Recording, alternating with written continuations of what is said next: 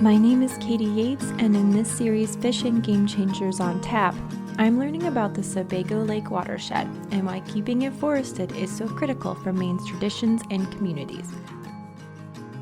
If you listen to the first 3 episodes in this series, you know Sebago Lake is the primary water supply for the Portland Water District, and that serves about 20% of Maine's population.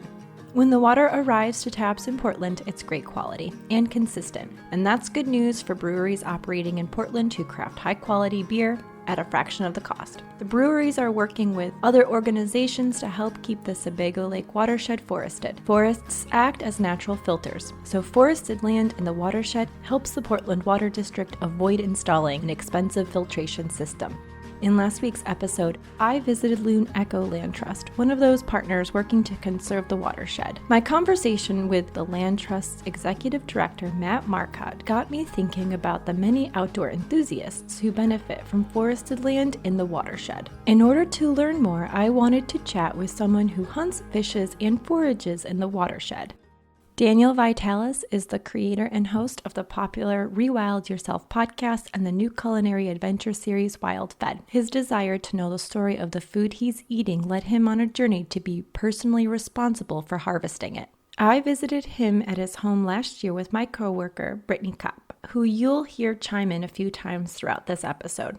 For about 5 years, I've been really active as, I guess the term that's real popular now is like adult onset hunter. But I also fish and forage a lot. So for me, it's about not just, animal food from the landscape, but also wild foods in the plant and fungal space too. So it's mushrooms, it's plants, it's animals that I hunt and fish, and then processing all that myself into food. So for many years now, a significant portion of the food that my wife and I eat comes from the Sebago watershed, really. I'm a user on the landscape. I get protein from it. I get plant carbohydrates from it. I get lipids, oils from it. So I'm somebody who's essentially hunting and gathering in the Sebago Lake watershed. Dan is an adult onset hunter, meaning he did not grow up in a hunting and fishing family. His interest in responsibly sourcing food manifested as abstaining from meat and shopping at health food and organic stores. He wasn't unfamiliar with outdoor spaces growing up, but hunting, fishing, and sourcing his own food, that all occurred later in life. Well, I grew up I was born in the late 70s, grew up in the 80s when everything was fast food and convenience and boxes and microwave, and there was such an intense focus on convenience at that time. Slowly, this idea, I was an early adopter of the organic food and health food culture. And I remember early on, that was a really weak food environment. Health food stores 20 years ago looked like kind of dingy and beige. You'd go inside and everything was like weird flours no one knew how to use, or like soy protein products and fake meats if they had that. Mostly it was like dates and oats and a few things like that. My story's not unique. It's fairly common now, is people who, and I was a vegetarian for a long time. But this is a common story, is people who get there from being interested in better food, and then that journey leading them to going, I want to get closer to the source of my food. And that often leads people to take that leap at some point of if I really want to be close to my food, maybe I'm going to hunt it. Maybe I'm going to forage it. Maybe I'm going to fish it. I didn't grow up deeply immersed in nature, but I did grow up in New Hampshire and Maine, so I was in the woods a lot. So I don't step into the woods and feel like it's alien to me. I didn't feel that. But at the same time, I grew up on trails, or where I could still see sort of the exit of the woods back into my safety zone, which was the more urbanized environment. But I'm more comfortable. I was raised more in the woods than maybe somebody who'd come from Manhattan, where there was no woods, right? Where there was only some park areas and things like that. So I think everybody's on a spectrum of different levels of comfort. But yeah, I've had to learn a lot of the skills that I have now, because also things I didn't grow up in a family where we made fires. I certainly didn't grow up where we butchered things. Speaking from experience, Dan knows it's not easy to become a hunter. In last week's episode, Matt talked about his interest in hunting, but he never seemed to have the time to try. Dan has invested considerable time learning to appreciate, and working with mentors to perfect his hunting and gathering skills. There's tremendous barriers to entry for people who didn't grow up doing this. If you didn't grow up deer hunting or in a deer hunting family and you want to start deer hunting, it's not like a lot of other things where you just like go, oh, I'm going to look up a local class. Oh, here's a course or here's a book. And you learn it all real quick and then you're out there. Man, there's a lot of associated knowledge that you need to pick up. It took a lot of reading. It took a lot of doing. I took a lot of classes and courses. I mean, there's a lot to learn. Like being in the woods, you need to, understand how to navigate there. You need to have basic survival skills. It's good to have good first aid and outdoor rec skills. It's good to know a little bit about the trees and the plants and, how to navigate on the water. And I mean, there's all these things like canoeing and boating, and there's so many skills to learn. It's really helpful if you start that from, age 1. It's a crash course thing if you started as an adult. And, I probably, and having to accept, I probably will never get to the level that some people who grew up doing this are at. But you can get pretty successful early on. And I'll say this too, like by the end of my first year, I wasn't buying meat anymore. I had to learn again, like how many freezers do I need? What do I do with this meat? How do I cook it? How do I make sure that I don't freeze or burn it? All of that, there's a learning curve. But if you're willing to talk to everybody you can talk to, and you're willing to do some research, and you're willing to put in the work and the space in your life where you can be food self-sufficient, at least at the protein level, really easily. And so it took me several years of skill development before I was really actively out there doing it. That said, now as a guide, like I know how to accelerate the adult learning process a lot. You can learn very quickly and be successful very quickly, or you can spend years kind of spinning your wheels unsuccessfully trying to figure it out. The key is really having good mentors, and in order to learn this, you have to associate with people who aren't normally the kind of people you spend time with. You need to be able to go, all right, I'm gonna go learn from people who I don't normally spend time with, who don't necessarily understand like my tight pants and my mustache. I should point out, a new generation of outdoors people are hitting the landscape. And that means hunters are starting to look a lot different today than they did in the past. So if you're curious, I recommend hiring a registered Maine guide. No matter what the activity, guides are a great resource for newbies wanting to learn outdoor skills and activities. Even if you wear tight pants, ironic flannel, and coif your mustache. For Dan, learning about hunting, fishing, and foraging have made him feel closer to his landscape in many profound ways. What for me is really powerful is when I'm driving down the road and I'm looking out the window and I know my passenger is not, I don't know what they're seeing. Maybe they're just seeing a wall of green flashing past them. But I'm going like paper birches, gold birches. I tap those for birch syrup. I harvest chaga mushrooms off them.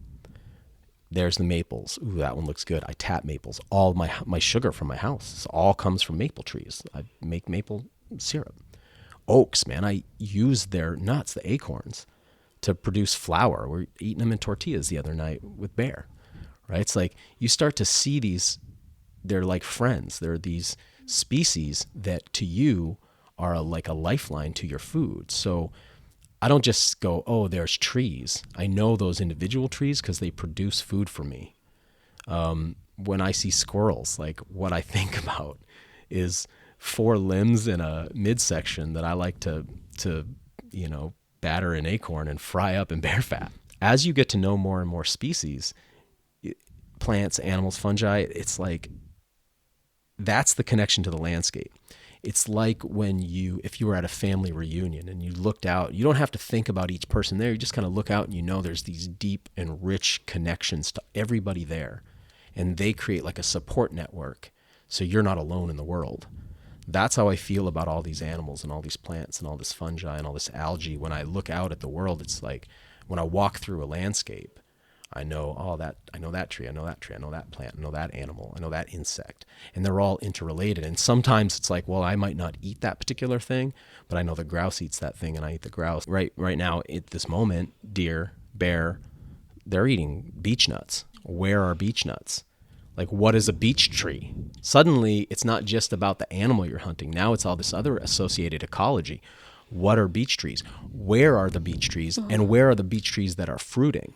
Because right now, there's a lot of beech trees here that aren't really producing nuts. And then as we go up altitude a little bit, there's really prolific beech nuts. You got to get into that zone. But on a year where there's no beech nuts, well, now they're eating acorns. And what about like last year? We had no beech nuts or acorns, but I can tell you the cornfields were loaded with bear and deer. So you start having to learn about all these other plants and all of these other species. And because of this deep connection to their landscape, Dan says that hunters and anglers are extremely invested conservationists. Not only do hunters and anglers want to protect the resources they enjoy for recreation, the main funding streams for state fish and wildlife agencies are hunting and fishing license sales and a manufacturer tax on firearms and fishing equipment. It makes us invested in our landscape.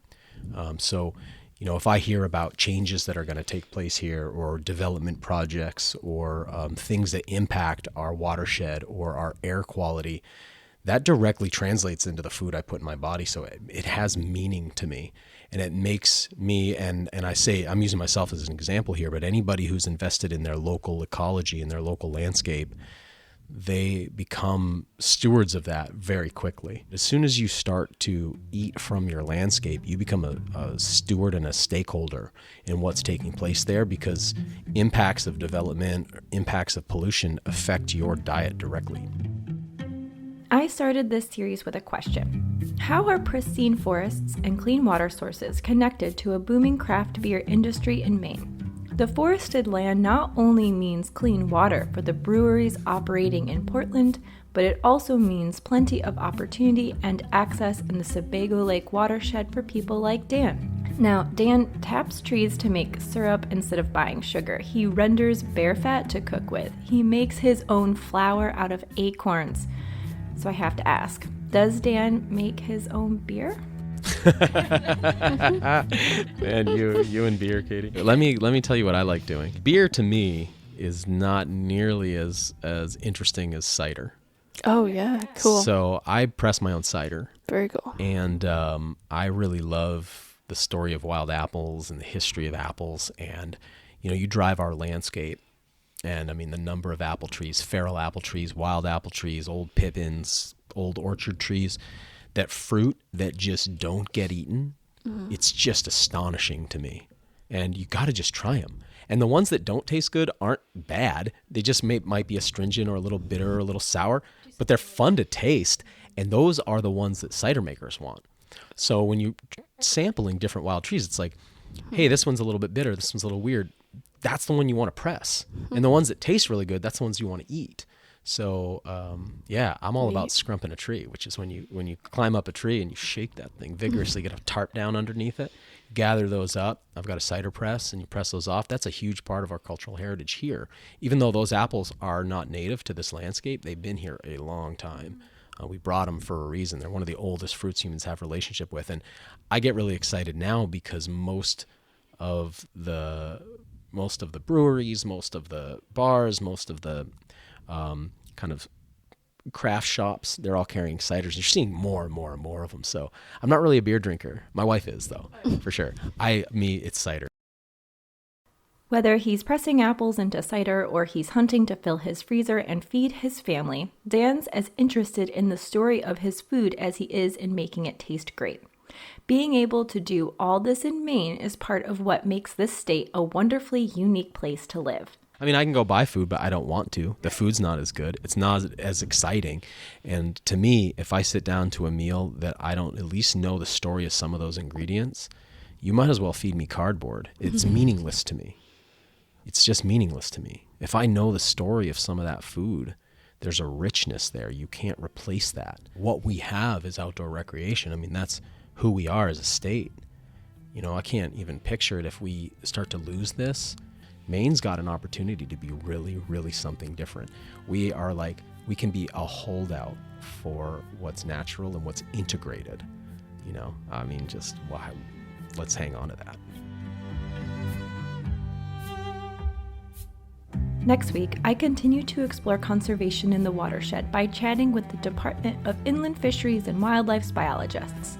For more information about this podcast, visit mefishwildlife.com/changers.